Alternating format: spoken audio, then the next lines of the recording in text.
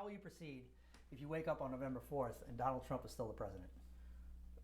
Immediately, especially from the way I do things, pushing policy and policy solutions for the issues that we're facing in the community, I would turn our focus towards the midterm elections, figuring out who we should be electing to Congress, but also different positions in the legislative process in order to counterbalance another 4 years of Trump. So you're not going to waste a moment on kind of mourning or regrets or anything. No. I mean, once you're a pragmatist.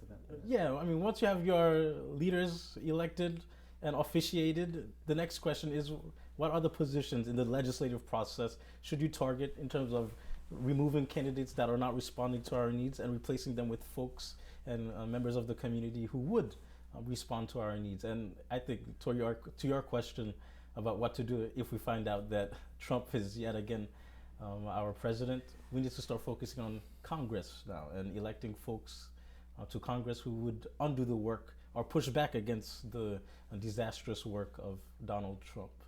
Now, there's a difficult situation that kind of the framers didn't kind of anticipate, that so much of the population would be concentrated in very small areas, yet each state has 2 senators. Right? So it makes taking the Senate very kind of difficult. There has to be extraordinary circumstances, as happenstance has it. We may have a circumstance that extraordinary right now. We'll find out. But generally, holding on, getting the Senate for Democrats, right? Is considered to be a far reach. Well, yeah, just from the New York State, for the longest time, at least since as long as I've been alive, we've had Democratic representatives in the Senate. Yeah. The question is, are they Democrats who speak to our needs? And when I say our, I cannot pretend that we have the same needs, but those of us who need Medicare for all, for example, right? Sure. And affordable health care, affordable housing, should we target those seats as well is going to be part of the question, as well as the House of Representatives. And party labels like Democrat, Republican are always kind of fluid. I mean, a Maine Republican is not an Alabama Republican. They're probably close. An Alabama Republican would probably call, not knowing what they were, would call a Maine Republican, just based on the way they think and talk, a Democrat. Right, or you could even bring it to a more localized example with the current Congress members that we have now, and well, let's bring it even more local. I was thinking in terms of citywide, but here on Staten Island, the current Congress member that we have is a Democrat, but the policy work is no different than the work of the representative before, when it comes to healthcare, for example. Okay, let's name names. We're talking about Max Rose, right? We're talking about Congress member Max Rose and his predecessor was Congress member Donovan. Yes. Who was preceded by McMahon. Who is a Republican, right? Yeah. So they're different in terms of party affiliation, but when it comes to adequate health care through Medicare for all, on that question, that's an example of how you have Max Rose and Donovan being from 2 different political parties, yes, but still having the same policy values and priorities. And partly a product of the fact that they're representing the same group, right? Right, and also and we can never forget that representatives represent those who show up to vote, and because like any job, you want to maintain your position. Sure. And if it's the case that those who are constantly showing up on election day to vote themselves are okay with their health insurance and don't need to change to Medicare for all, sure, it makes sense that we have this situation where we went from one representative to another representative, from one political party to another political party, yet still have the same position against Medicare for all, because that's what the constituency that shows up to vote themselves probably want. And I think that's the explanation. Yeah, I think so. And it also ties into this national Black Lives Matter movement, right? Right. that seem really strong. And as election day approached, some of our elected leaders kind of seem to shy away in a sense. Like if you look at the advertising, certainly. Right. You know, Right. I would never defund the police. You know. Like, Right. But I mean, well, we could talk about what that means. But you know, I mean, I forgive you. I'm kidding. you could say like you know some of the bedroom communities like Staten Island or Long Island that are more like probably a little more concentrated in essential workers. You could say, right? I think there's a different kind of politicking that happens there than say in the middle of Brooklyn or Manhattan, right? Well, that's if we're saying. Well, I guess you are tying this to the question about how there's a is there a fine line between Democrat and Republican? Not really. No, and there's not. We talked about the issue of healthcare, Yeah. and then you're moving to the issue of. Well, I'm kind of saying police. you know, but Max Rose has been you know accused of pandering by both sides because he showed up at he led Black Lives Matter, and there's commercials that say, look, he was right in front of the Black Lives Matter parade, and, you know, and then. There's another commercial where he's saying, "I would never defund the police. I hate Bill De Blasio." You know. Going to a demonstration doesn't necessarily mean that you would support the message that's emanating from it's those an optic that's demonstrations. being exploited by his opponents. Maybe it's not even optic, but he has a constituency. Sure. So among the constituency, you have folks who don't want to defund the police, and you have folks who are against Black Lives Matter. But at the same time, you have folks who are Black Lives Matters activists, such as myself and my friends, and who do want to defund the police. But even within the Black Lives Matter movement, you have folks who don't necessarily want to defund the police, but maintain better relations between cops and members of the community. And Max Rose being there at the demonstration is what representatives should be doing. They need to go there and hear what people are asking for, right? Demonstrations are not just to shout. Yes. We're out there to make demands, legislative demands, or So demands that could become do you feel legislation. and I think that's what he was doing. And he was there to support the demands or to listen to the people? I think it was to listen to the people as part of deciding which demands to take to Congress or wherever it is. Certainly a part of, at least, right? Rather than just ignoring the whole thing. So if he comes out in public and says, after all of this, I'm against defunding the police, then that's that. Whatever the Republicans want to do with that, those photographs of him being there, that's their prerogative. That's right. Yeah, I believe that. It's everything is subject to interpretation. Yes. But it's at the moment that he mentions position that we can work with. Yes. He's against defunding the NYPD. It's not a contradiction to go to a Black Lives Matter movement, see what's going on, go back to the drawing everything room, else, and then making a position against defunding the police. That's his position now. That's what we have to work with. And I think he misrepresents or underrepresents me and thousands of us on the North Shore, especially since we're the home of Mr. Eric Garner, who suffered. Kind of started a new wave of movement. In a sense, that was one of the first really big cases that went national, I think. But to your point. Recently. To your point. There's always been. Is there a blur between Democrat and Republican? Yeah. I say it's always issue by issue. Yeah. It can be issue by issue. I give the example of Medicare for All, where we had Republican and Democrat, Donovan and Max Rose, basically agreeing on that question of Medicare for All. And Black Lives Matter, or defund the NYPD, I'm sure it's the same position that both hold, Donovan and Max Rose, not to defund the police. And on that front, we have the Republican and the Democrat underrepresenting folks like myself who do believe in defunding the NYPD and using the rescued money for housing, healthcare. Okay, so what is defund? So if you ask like Amelia Taka, she's like, oh, he wants to eliminate police and just have anarchy. What does it mean defund? It doesn't mean completely. What are you thinking? Well, I think that's what people should be doing, rather than hearing isms or slogans, defund NYPD, FTP, like when we scream FTP. What do we mean by that? That's the question we have to put, and we put it constructively, not as a way of ending the conversation, walking away and thinking we've won the argument. So what does it mean to defund the NYPD? So defund the police is just a conversation starter, right? It's like right, yeah. Just like any slogan or rallying call. But where would you take that conversation if you were? Where is it being taken already, and with which I'm agreeing, is to have a police force that more or less acts to prevent crime, actually solve crime and respond to crime, and not be in the community looking for trouble, looking for crime.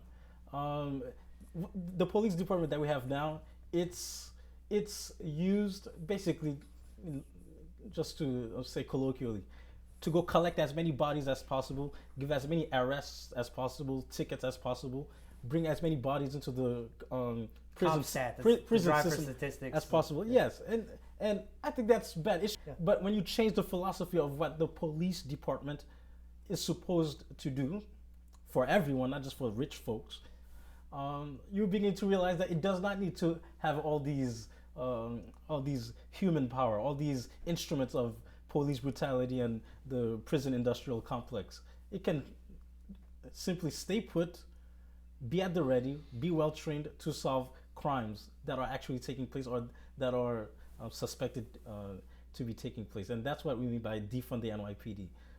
Cut the budget, have a police force that works for everyone, and use the rescued money, right, from that divestment, yes, to fund housing, healthcare. There are beautiful ideas like the universal basic income.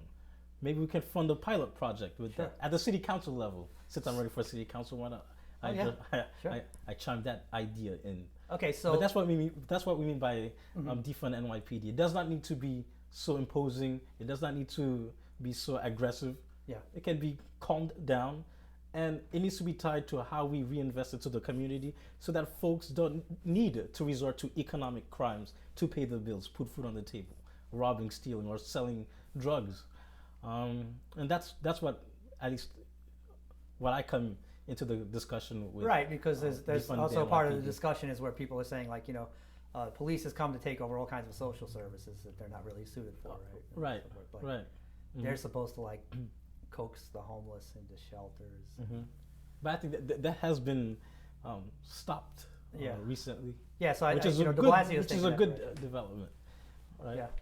So then, all right. So what hasn't been spoken about, and I think this is probably the fear. Like, if I was a cop, I would be thinking, oh, defund me. Like, which one of us is going to lose our job? Not me. So you're talking about basically repurposing police personnel on some level. Of course. So what would be done to help those?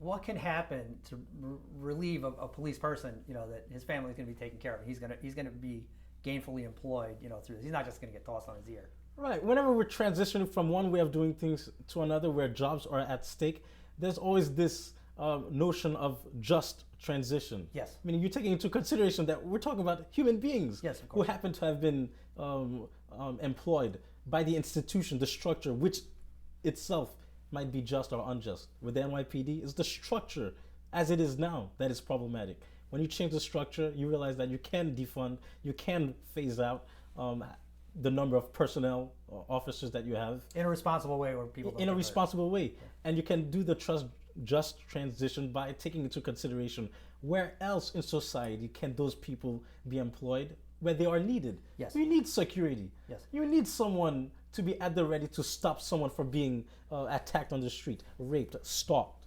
Those things are needed, and that's what we need to understand as well when we're talking about defund NYPD or abolishing police departments.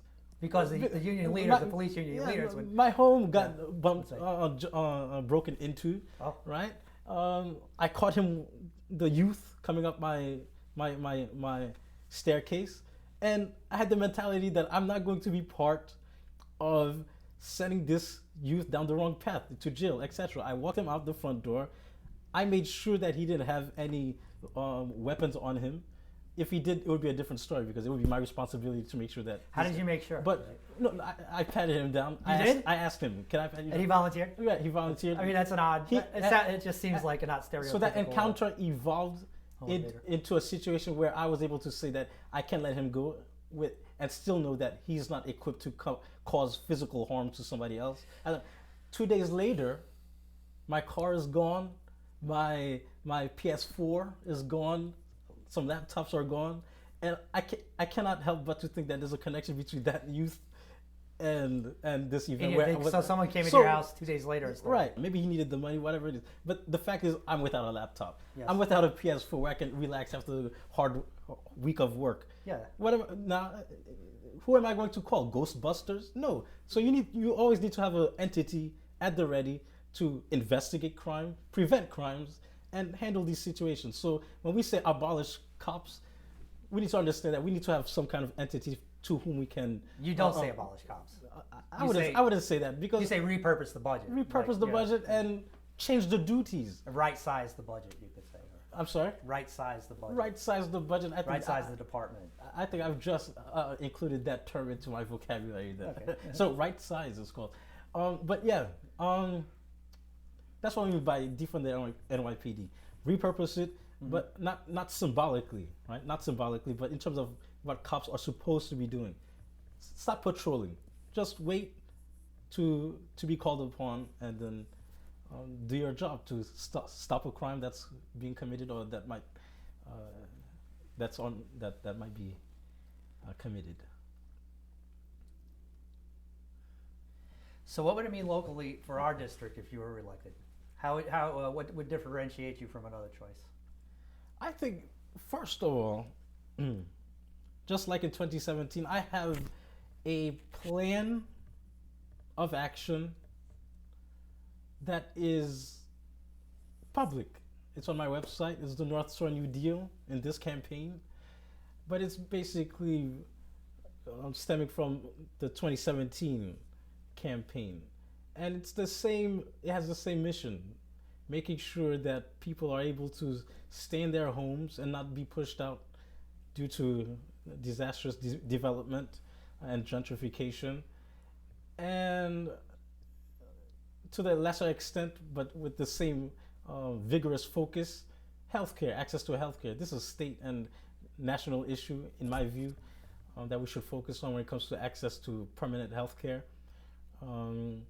But number one is I have a policy agenda to make these things possible. And in that agenda, the policy ideas themselves, in my research about previous campaigns, themselves seem to be out of the box. For example, I'm supporting universal basic income. Basically, everyone in the constituency would have a paycheck per month if it's successful. And this would help ease the financial burdens a lot of us are feeling at the moment. But also, I haven't seen our previous representatives calling for the city council itself to have the power to set a minimum wage, which I think should also be a living wage. And Can you do that? I mean, is it well, you could put pressure. I know there. I take that back. I've seen a resolution by the city council, thankfully co-signed by the current council member, calling on the state to give us that power, where we can set the citywide minimum wage. And I think it makes sense because the cost of living outside of the city is, and the style of living is Sure. far more different than life here in the city. And I think it makes sense for folks who live in the city to have the wherewithal and the ultimate decision as to how much we should get paid at the bare minimum to live here in this city. And I think that's one thing I'm promoting, but also a focus on supporting worker cooperatives. I'm sure you know about this kind of business structure where everyone in the business has the power to decide who gets hired, who gets fired, but also how much to get paid and how much to sell the product or service. And I think that's one way to ensure that folks are getting paid what I would say is the living wage. But the living wage itself is subjective. One person might need X number of dollars per year, per month, in order to make ends meet. Another one might need some other dollar amount. But if you give the capacity and the room for workers to converse and decide among themselves how much they need to live on the North Shore, and understanding that nobody would in their right mind advocate for starvation wages it's through that democratic process in the workplace that folks would negotiate amongst each other on an equal footing how much they should get paid to live in these times on the North Shore through a worker cooperative structure. So that's why I'm also advocating for worker cooperatives, advocating for. It's an interesting concept. Let me just delve a little on that. Sure. So I'm not real familiar with it, and I kind of, I get the gist of what you're saying. And I had not been aware that there was like actually a proposed structure where workers would cooperatively decide salaries. Right. You, myself, everyone, we are always asking that question. Whether or not we know it, it's a different story, or we're conscious of it is a different story. But whenever it's the end of the month, the landlord is asking for the rent, the bank is asking for the mortgage payment, and we're stressed out because we don't know how we're going to pay it. Or if we do pay it, we don't know how we're going to pay for other expenses that we might need. We're asking that question. How much do I need in order for this to work out?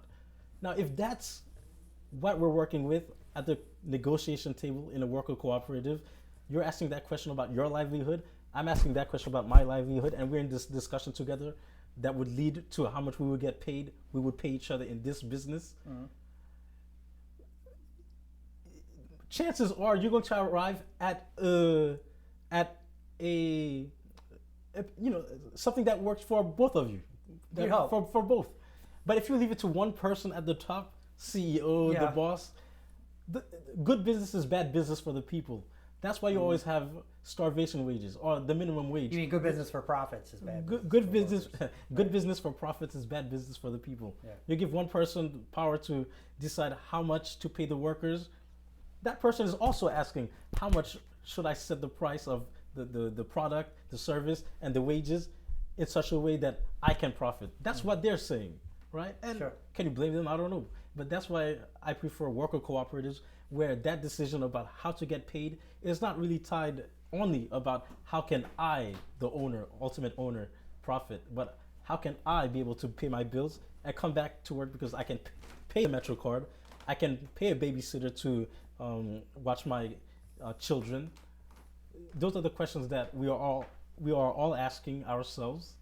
Let that be the discussion that guides us in the workplace in terms of how much we get paid and the benefits. So it kind of begs the unanswerable philosophical question. Are people good by nature, and circumstances turn them bad, or are people bad by nature, and you have to make them good? I mean, it's all subjective.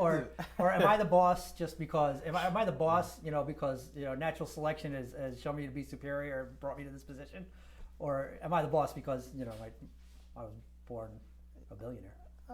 I mean, there are so many different explanations that can be given per person, per household, per community. It seems to be kind of a perpetual conundrum that no one really. But you could try something different, and why would it be any different than what we're trying now? There could be just as many problems and just as many, Right, and we're not saying. I'm not saying. I don't know if anybody can say or propose even to make sure that all businesses are that way. But if you invest in programs that allow folks to train for starting businesses and operating those businesses that are worker cooperatives, I think that's going to begin to not only raise the popularity of this idea, but also raise the incomes of folks who are without an adequate income in the community. In homogenous ways, so that people are more even, you'd say. Yeah, even as for what they think is in terms of resources. Right. Resource allocation. Which is kind of like, if you speak to people I've spoken to people who've come like from the Soviet Union, where that's a kind of popular way of thinking, right? Has been for a long time. I wouldn't know. And so, I've met. I went to school with the daughter of a doctor, and they immigrated. She says, "Well, why should my father have the same, stipend and the same style of living as somebody who never went to school when he worked so hard for his education?" And those are questions those are questions that do not interest me. The question that I'm interested in is, how much do you, the constituent, how much do I, the constituent, need in order to live like a human being? That need, once you achieve that need on paper, once you write down all the items you spend money on, because that's what you need to survive, even if it's a vacation, if it's tickets to go to the ball game. It's how you're living. It's how your used to living. livelihood, Yeah. whatever you describe as your need, right? Mhm.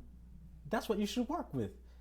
And we shouldn't be saying, if I did this, why can't somebody else do it? If I'm successful, my family's successful, why can't another family be successful? Don't worry about this. What if there's excess? What if there's more than everybody needs, and there's something to share extra? What do you do? Well, I think Split it that's evenly? what we are in right now. We have billions Yeah. of tax dollars, potentially tax dollars that are hidden away. We're a wealthy nation. We're in a wealthy world, but poverty is created, and Yeah. now, all now's the systems- time to make sure that everybody's eating, everybody's having a fair share of the wealth that we all created.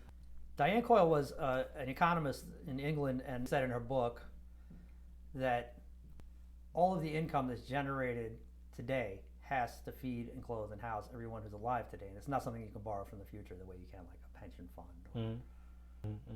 So, I should check that book out. and I mean, if you think about it from a purely humanitarian perspective, Mhm.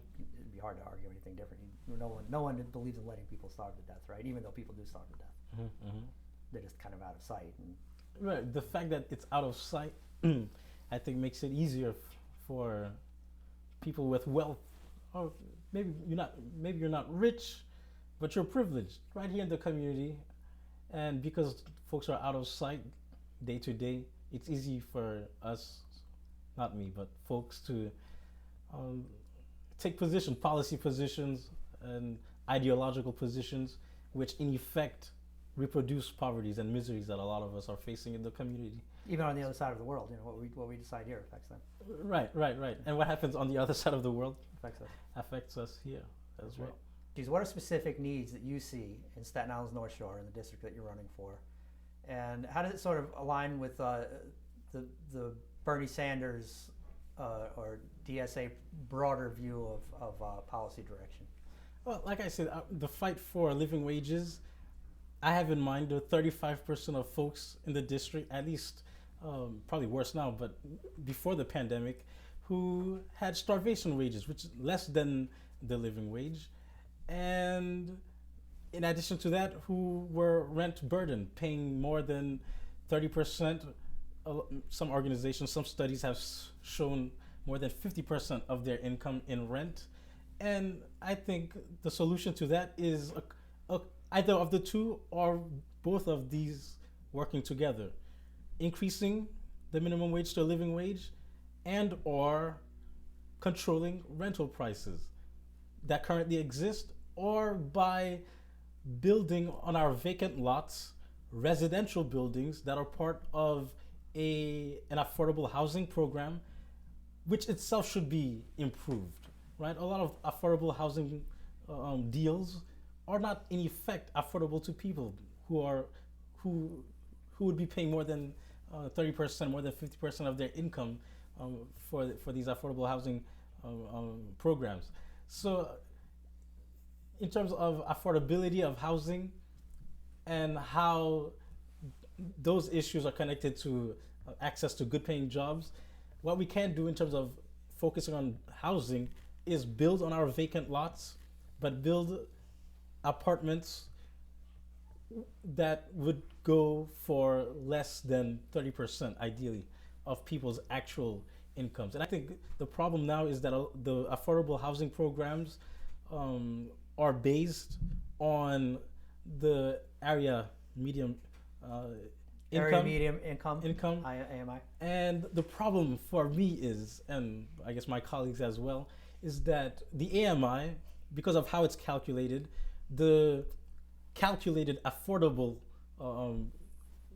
amount, in effect, is not affordable to people with low incomes. But the AMI is set by federal government. And well, you mean depending on the area, right?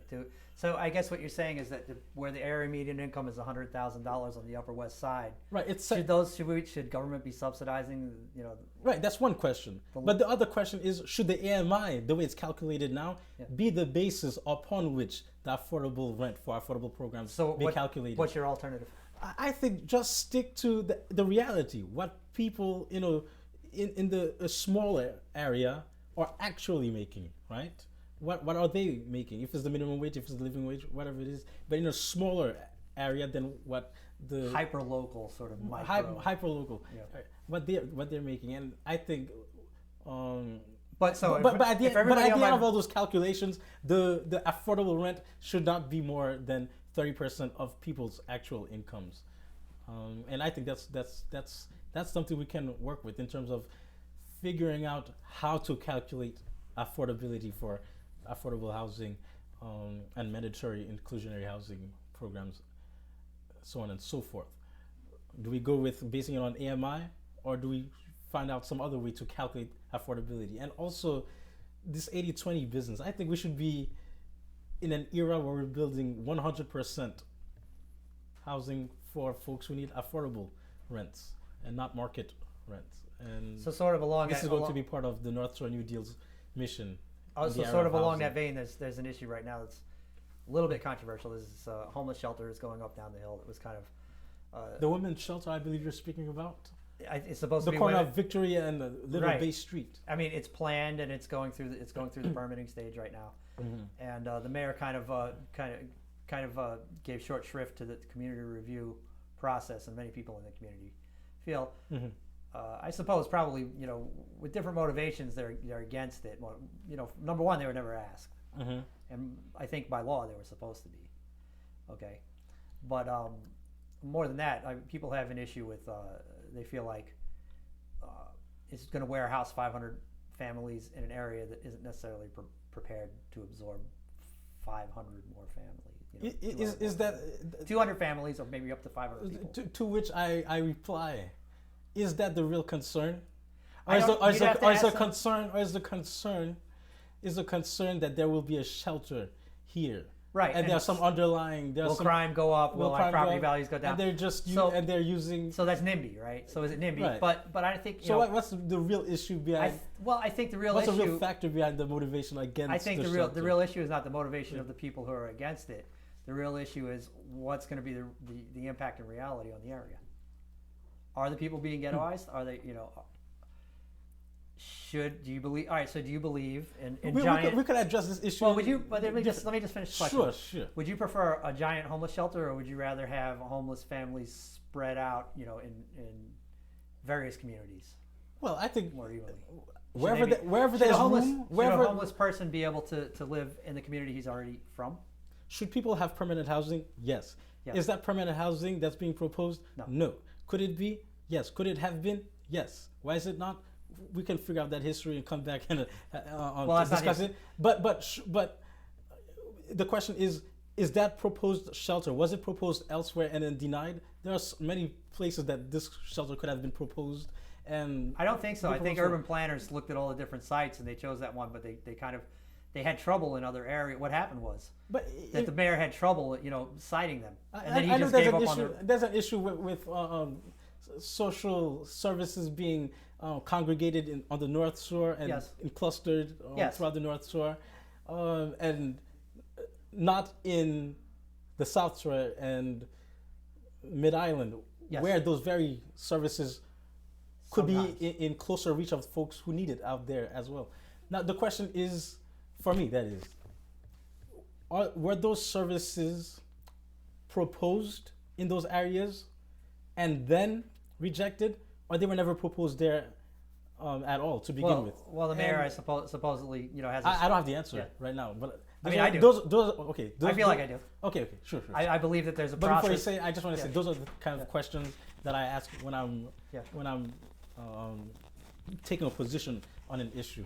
The Yeah. historical background, I guess in this case, which you are able Well, to I tell me think the about. mayor came up with a proposition to build X number of units of homeless shelters, Yes. and to put them in all the boroughs. And when they started going to land use committees on community boards and so forth, they got shot down every Yeah. time. And they got fed up with the process and finally wanted to cite, his pet project and bypass the community. Right. So my position is it should always be permanent housing. When we cannot get permanent housing, if there's some kind of shelter leading towards a cold winter for women and children, come on, all right, fine. But we should be prioritizing permanent housing. Permanent housing, not shelters where what, once every 6 months, once a year, you have to be Yeah, pushed out, I break think our that's, relations with the community, Yeah. be transferred from Brooklyn to Manhattan. I mean, it rings true because if you want to reintegrate people and help them kind of put down their roots, replant themselves in within a community or society, then it can't be that the first thing they're on their mind at all times is where am I going to be next in 6 months from now. It's got to be, I have a place. It has to be. Now I can start to think about beautiful. education. I'm here permanently. Yes. I'm here permanently. I can go to the community garden. I can invest in a community garden. I can go do these things for my kids. I can go do a mural painting. I'm not going to put down I'm not going to plant myself in this area if I know I'm going to be uprooted. Right. So stability is key. Stability is key. But when you don't have stability, permanent housing, but you do have some kind of shelter, which is a human need, accept it, and then we'll work with it later on in terms of what it can become. Why? There's nothing that says that permanent shelters, homeless shelters, cannot be reconfigured. The program or the physical structure of a homeless shelter cannot be changed into the ideal later on, permanent housing, where everybody has a kitchen, so on and so forth. But that is housing. Direction. But that is housing. It's a step in the right direction. But I mean, does the community have a right? Does the community have a legitimate interest in the impact on their own area? I think so. I think. Well, okay, if we're talking about concrete, expressed concerns, I would have to see what they're saying. Yes. But do communities, generally speaking, have legitimate reasons for or against developments right, in the besides community? NIMBY. Of course. But going to the concrete concerns, what do I hear? What do we see in meeting minutes, for example?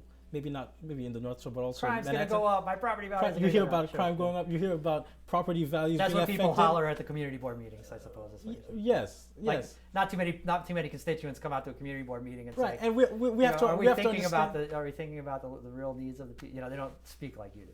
Right. Yeah, I mean, it makes sense. People own homes, but are also struggling, and this might feed into their concerns about what they think would come with a homeless shelter, right? But what happens in the market, property values, etc. These don't come from the sky.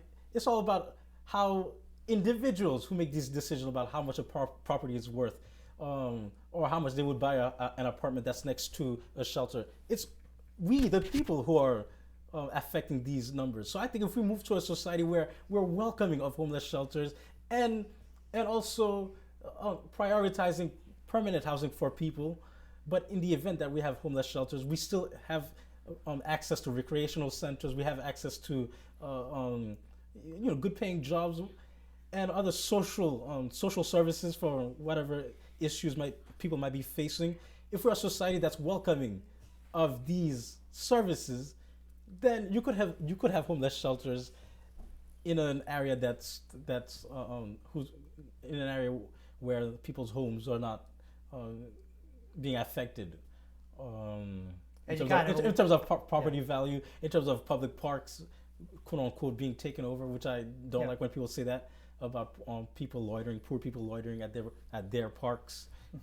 This is our community, and if we cannot have permanent housing, but there's an option for homeless shelter in the meantime, let's welcome it. Let's welcome it and build from there. Is my position. Thank you. Thank you. Okay, and one last question. We see right now that record numbers of young people are turning out to vote. And I'm wondering what you would like to tell them about what makes voting significant, what makes their choices matter, and what is really the role of policy. Those are connected, definitely. Right. Well, yeah. Yeah. Okay. So what is the role of policy in right? So in whenever the scheme of things, as opposed whenever we're voting, to activism, it's very good that people are coming out to vote and reacting to the shenanigans at the national level we've been experiencing in the past 4 years. And it's also important to know that when we're voting or not voting for whatever reasons, and there should be no vote shaming ever. Whenever we are participating or not participating as voters, because not voting is a vote. Right? Not voting is kind of saying, I don't feel represented by anyone. In terms of calculation, and it's tied to policy. Yeah. It's part of the calculation which will determine who in your community would go on to City Hall, State Senate, Assembly, Congress to make decisions on your behalf. Whether or not you agree or disagree with them, their decisions would apply to anyone in the constituency. So how does that tie to policy? When you go to the voting booth, I believe it's important to know what policy priorities you're also voting for or voting against, as the case might be. Because often, you know, the reason for this is because our ability to move around, live well, or not be able to pay our bills is all tied to the policy decisions. Because that we being often made. are, and kind of the point of this show is that we're often, you know, expected to vote based on a couple of bullet points on a glossy flyer with a fancy picture Yes, of a candidate. You know, I mean that happens especially at the lower levels where people don't right. And I think have that's why, financing for 2-minute commercial spots. right. And I think that's why many of us loved Bernie Sanders, because he talked about policy. Whenever you saw him speak, heard him speak, he was talking about issues. Well, he's been consistent for 40 years. And he's been consistent on that message. And that's also what motivated me to run for office in 2016 for the 2017 election, because, again, going back to my upbringing, it's all about policy. I've seen it. I've heard people talk in the chamber, in the conference room, about how they're going to vote, why they are going to vote. And it's oftentimes because X, Y, and Z folks in the community are asking for it, and they vote. And that's how an indirect democracy works, right? That's how representation works. Not everyone can be in this room, right? So you nominate someone every 4 years, every 2 years to go do the bidding for you. What's the bidding? Policy. How much to fund a community organization? How much to fund a worker cooperative or entities that train worker cooperative employees, for example? So policy matters because it brings money, or it fails to bring money, as the case might be, to public schools versus charter schools, to public hospitals, if we can get one on Staten Island, or not. And that's why when you go into the voting booth, you should go understanding that your decision in the booth or outside of the booth, if you're not voting, will have a direct impact on policy and the kind of policies that are being produced at City Hall. So you've heard it from a direct witness. Vote, because politicians listen to voters.